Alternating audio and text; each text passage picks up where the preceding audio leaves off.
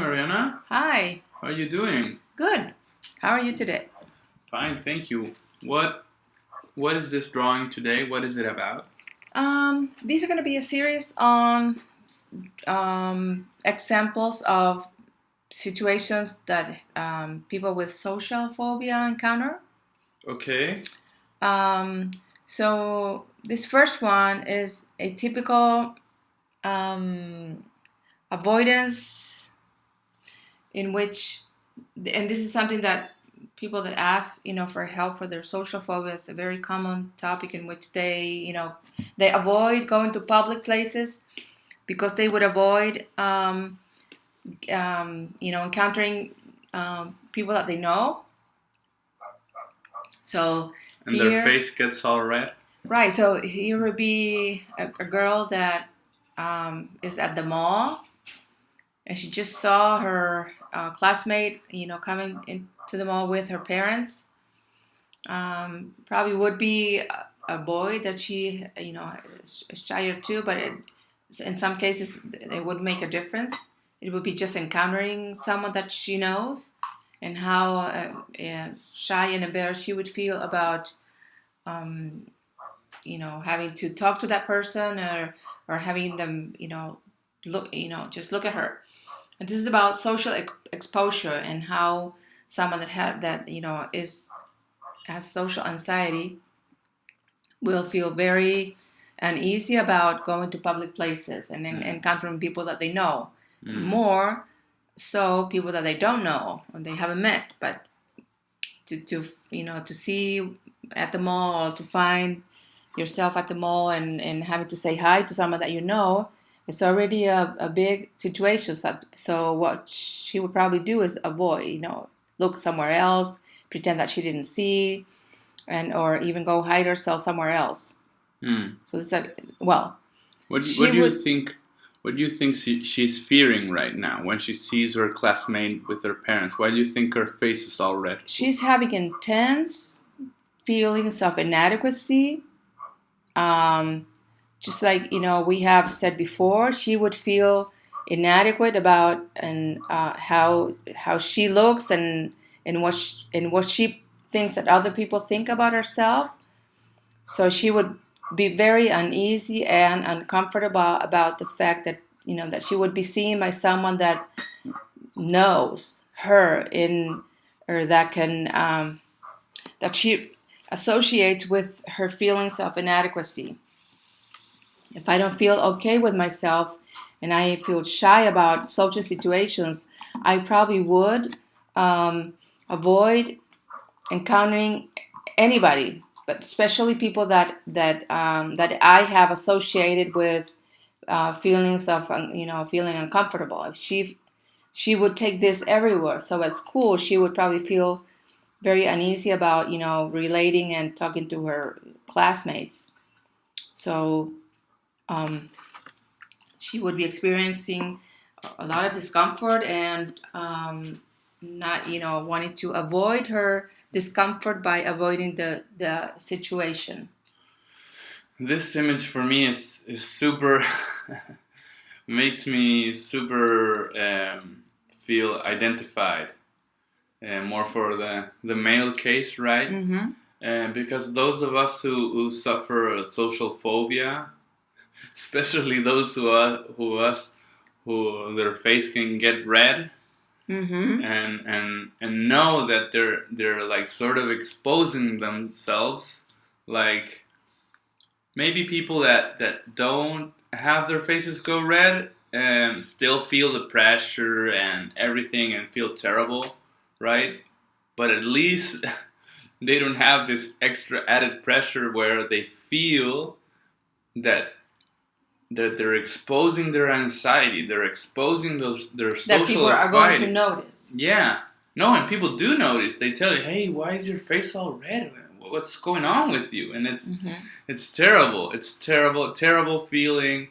It feels terrible. You feel guilty, and why are they and embarrassed? Embarrassed, and you feel that you're exposing your feeling of inadequacy so much, and why are you so stupid? Like, what is your problem? Right. that why can't you be normal? Why can't you just not go your and face entirely red and expose what are you feeling inside? I mean, why are you doing yourself this injustice that is exposing yourself, right? Right. And Yeah. and actually I think that is a very, not maybe not that common, but sometimes that physical reaction comes conditioned with the feeling of uncomfortableness. So it would be, you probably would start being anticipating the fact that you're going to, have a, your face going to flush, so that you are kind of like setting up the occasion and consciously to have a flush face when you encounter people. Blush. Blush, not Yeah. flush. Yeah. I'm sorry. So you're blushing and you're anticipating that you're going to be blushing, and um, so being overly conscious about your reaction, and probably your avoidance of the situations will grow as you, every time that you expose yourself to any social situation, you have, your face blushes and you're gonna um, feel very, very uncomfortable. What advice would you give to someone who goes through this situation or has gone many times? What to do in this situation, particular that they feel terrible? What should they do to? Should Well, they avoid the people that they're seeing? Should they not avoid them? Should they go and hide, run forever, well, confront it? that's Yeah. a really good question, because it's not about solving the situation in one spot right there. It is about, maybe seeking professional help and working, with your social anxiety, so that in the long run, the conditioning of the face blushing and the uncomfortable situation will not be paired, so will not present each time the same way. um, I've worked with clients that have had this problem, and reportedly after, a period of treatment, that reaction can be unpaired from the social situation. So you can really learn to be at ease, so that your face blushing will not show as your first response. But unfortunately, when it happens and you're in the so immersed in the uncomfortableness of being socially, it's very, very common that people will avoid. So I don't know if I would say that it could be worked on just an advice. Social phobia is, one of the distortions that needs to be worked in for a long period of time, because it's not actually the people.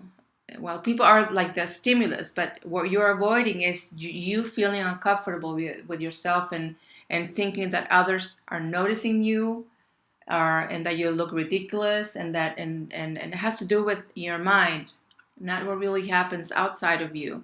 So I would advise someone to go and seek professional help, to and especially, of course it would have to be with someone that at least knows something about social anxiety, because what needs to be worked is, your catastrophic thoughts about you being as a social being, and how you feel with yourself about being socially, and what you think that others think about you, Mm. and how that turns into a phobia, a real phobia. That means that you will avoid situations, that you will anticipate negatively your social interactions, and that you will feel each, as times go by, you will feel less, and worse with yourself. So definitely it needs to be worked on in a clinical way. Yeah. To me, this stopped a while ago when I sort of like solved some situations in my in my belonging to society. So like in my role in society, like my career and everything, um, because my fears were about like bumping up with someone in the street and them asking you like, what are you doing with your life, like did you finish college, did you finish school, what what are you doing, like, and sort of like brings up your role, your responsibility, your career path decision, and how you fit in this society. You have to like sort of like respond to this authority figures, like what are you doing, like sort of like justify yourself. To me it was something linked to my career and my belonging to society. I suppose to other people it can be like whatever, like their role in whatever part of their life they think they have to justify, or just feeling inadequate in general. Like you have to have an excuse to do whatever you need to do in life. Like why are you doing it? Why Yeah. are you there? Why, or it's something to do with your how the way you dress, that you don't have the money to go to that mall. Why are you there? You don't belong there. And whatever. It just makes you feel terrible on the spot. And what I was trying to say is, when I sort of solve these things in my mind, because I didn't solve anything with anyone, I didn't speak to anyone about. I didn't like. I didn't have to justify to people or talk to certain people, and that went away. No, it was nothing to do with other people. It was, as Mariana said, it's not the people. It's just the stimulus of other people. Like if you were dreaming about those people and you saw them, you would feel the same thing in your dream. Like it doesn't. And people are not provoking it. It's your mind, and not in the way that you should feel guilty about it. It's totally the opposite. But you can solve this. This is totally solvable. It just has to do with um, with figuring out who you are, and that you don't need to justify to anyone. Right. And one last thing about that is, I still feel this. Like I do encounter certain people that I see as authoritative or whatever, and I already solved these issues in my life. Like, what is my role here? But I still feel like this intense, like, wow, and it comes to my throat and it goes to my face. Like right away, I feel that if I encounter this person face to face, I'm gonna go red and it's gonna be awkward. And sometimes it happens that these sort of people are the least observant. They don't even notice that you're red or something. And but whatever. And I still feel it, but now I feel it like way less. Like I don't care if I encounter them. Like I can go red, but I'm not gonna go like super red or try to It's hide or anything, right? it's like the projection of the fear that you're not an adequate person, that you're doing something wrong, that you're exactly. I mean, if somebody asks you, "Hey, what are you doing with your life?" then that's a stimulus to set up the occasion for you start, this rumination about who you are and if you're doing the things that are okay. May I explain myself? Yeah. It's like you us and being highly conscious about and these feelings of inadequacy and making this projection to somebody else's mind and thinking that they are thinking that about us, but we're not conscious about the fact that it's us, the ones who are thinking or maybe doubting about who we are. Let's go on to the next one. This is also an example of a typical response in which if I go to a place where people are already, are already there, or let's say like a meeting has already started, I will feel very uncomfortable about, interrupting or just being noticed by those who are already there. So what I would probably do is choose to sit, to choose the furthest away place to not be noticed. Yeah. This also, sorry. This also happened to me, like feeling like people are part of a group, and that group is comfortable. and I am in the group of the uncomfortable or the losers. Or the unaccepted, or Yeah. Like they all are acting together and cohortedly, and I am not. They Right. feel comfortable. I Right. It's feel like bad. they Yeah. are, in a way, they are superior. They have their relationships going on. I don't belong there, maybe. And it's also, it's this way of looking at the reality in which I will give certain people certain characteristics. For example, I will give this group like an identity. Yeah. And in which I don't have my own identity. I don't have the group identity, but they do. It's like a fantasy. I'm building in my mind the idea that they have an identity together, that they have thoughts that they share. Mm-hmm. That I'm gonna, the next slides we're gonna, see this more clearly. But it's like I, in my mind, build the idea that they're a group. They're all a group together. They're groups in society. Right. They're groups, and they share a common thinking. And the common thinking that they share is that I am an inadequate person. Let's look at this. Well, I usually, when I work with this slide, I will cover the dialogues, and then I'll ask the person, okay, you're walking in the street, you're walking on Main Street, and you have all these people coming your way. What do you think they're thinking about you?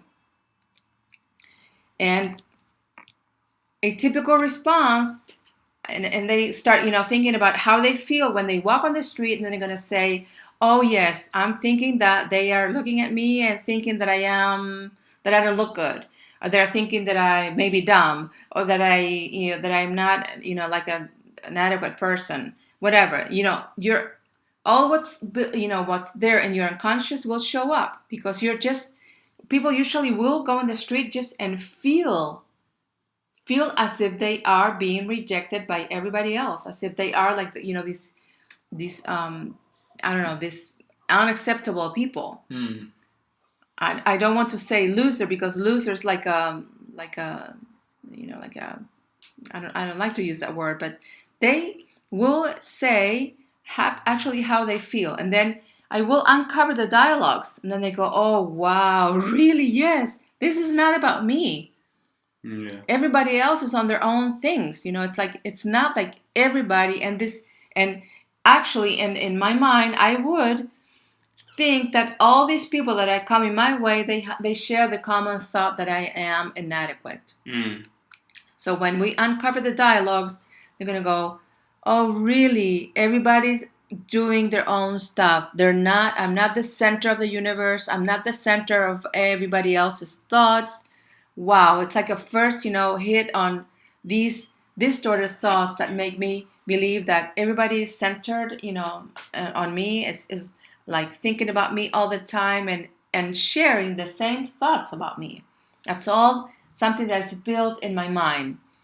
And yes, when you were saying earlier, I'm not saying that, people that have to go to a psychologist. Maybe people reach, the point in which they do a consultation. Maybe people don't reach a point where they do a consultation and just, work on it by themselves throughout their lives. I've known maybe people that have done that. So this is like a working slide, because it's very useful to show to someone that, sometimes I'm positioned in as being the center of everybody else's thoughts. Yeah. And what I really have to learn is that everybody else is thinking about their own things. Yeah. I've also felt this walking down the street, so I can associate. But to me, it had to do with my attractiveness and related to women. I suppose to other people it's about being a loser or a winner or not being adequate, but it can be different for different people. And to me, it was about judging my attractiveness in and trying to figure out if other women looked at me and thought that I was attractive, right? So you're going down the street and you're looking at women and you're looking at their eyes. If they look at you, then you feel like a validation. You feel, oh, yeah. It must look good. Then you look at the other one. Oh no, she didn't look at me, and whatever, and this and that and this, and you go around like trying to figure out stuff by looking at things that aren't giving you that information. Right, but it's also about, in my mind, building, like having this structure in which I put the others in the evaluator positions. Like, like you were saying, if you were going down the street and if a woman looked at you, then you would think that you were attractive. But maybe that woman didn't even look at you because she was looking at you. If you know what I mean? It's like she was judging your she was judging herself in the same way that you were doing. It's like we're not, but maybe she was trying to figure out if she was attractive. Exactly. And, sometimes when we are in this in this dimension of the social phobia, and then I figure out when I have a girlfriend now. We walk down the street together, and I look at women, and women don't ever look at me. Do you know what they look at? Can you guess what they look Your girlfriend. at? Yeah, they look at my girlfriend. Why? Because they are all thinking about themselves and maybe comparing themselves to other women. What is she wearing? Maybe. I mean, we actually don't know what other women are thinking. We don't know. We don't know. But to me, it's more like that. Like, it's more of an uncovering, and it's good because now I can see, all those times I was like looking at this woman, they were probably like they were thinking about themselves mostly. People mostly think about themselves, not on other people, right? Well, see, social phobia is about, in a way, it's like a distortion because I'm, deep inside, I don't feel okay with myself. If I don't feel okay with myself because of intersubjectivity, because I'm trying to guess what the other is thinking, I will project my thought in the other's mind, and I will think that they think the same thing that I do. Yeah. But it's not that I'm conscious that I'm having negative thoughts about myself. I'm convinced that I'm not a worthy person. But I will put that on the other. So I will think that the other one is thinking about me, just much like this person out in the street. And here's another one. Well, he's a girl with the same situation. And sometimes it could even, get more intense as I would be convinced that people are talking about me. And that they're looking at me, and if I see them talking, and then I will think that they are saying things about myself. And this runs a little bit more closer to like a, not a hallucination, but it's like such a strong conviction sometimes that I will believe. It's more close to maybe like a paranoia, maybe something that that I kind of doubt, but I'm convinced at the same time that is happening, that other people are talking about me. Yeah. So I use this dialogue to show the same thing. Here's the girl, and. But probably before you go, probably you're if you're thinking that you suck or something, you're probably trying to hear the word suck, or you're trying to hear the word ugly or whatever. If you're thinking that or dumb, your brain is scanning the words that people are saying, yes, and absolutely. you're looking, and if they happen to say that word, you look at them like, what the hell? They're actually talking to me, right? Because and the brain is peculiar in that way that it sort of finds what it's looking for. Actually, you're fearing, what you're fearing is to be socially inadequate. So if this comes to this point and is stronger, like you're saying, if my hypothesis is that I am unworthy, then I will probably unconsciously try to find the evidence in reality that confirms that. I'm fearful of that confirmation, but then I may think that I heard it, that I heard someone say something bad about myself. Sort of like looking at your couple's cell phone. Well, that's a totally different issue. Different topic, but you're sort of not gonna have a good time. You're not gonna find things that you like. Never, never, Right. ever. The same thing if you're looking Well, for people to evaluate you in your speaking, that topic is coming up when we do the relations. the webinar on relationships. Yeah. But yes, actually, human mind works like that. If I have it's like a little scientific. If I have an hypothesis, I will go to try to find out the data from reality to confirm it. But sometimes my search is distorted by a fear, like this one. The distortion is that I think that I am inadequate, consciously and unconsciously. So I will look at the things that confirm that hypothesis. It's like a fear of being inadequate. Okay, let's go on to the next one. Then, if I'm thinking that they're saying things about me, and then I put the real dialogues on it, people are talking about whatever things they want to be talking about, right? But look at that guy. He says, "Fine, thanks." If I'm a woman or a guy trying to evaluate how are people thinking about me, that I'm okay, and I see that a guy says fine, right, I'm thinking, oh, he's saying I'm fine, that's good, right? Exactly. Great idea, he says. Right. Oh, I'm great, right? See, sometimes our mind is really is going to greater distortions. It scans things and tries to relate it to us and to what, and it's not normally doesn't have anything to do with us, right? Like I was saying, the fear sometimes is just stronger. So I will fear also that people are talking about me. Okay, here's a girl. Same thing. I think we're about reaching the end of these slides. Well, these were all to show that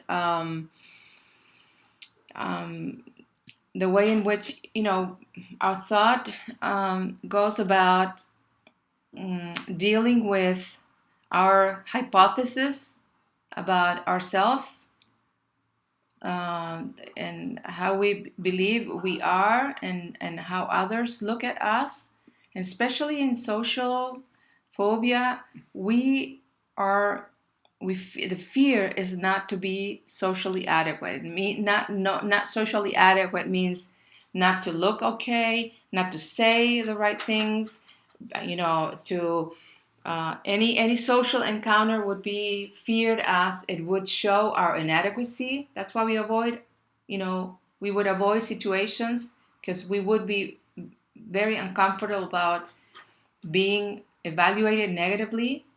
And it's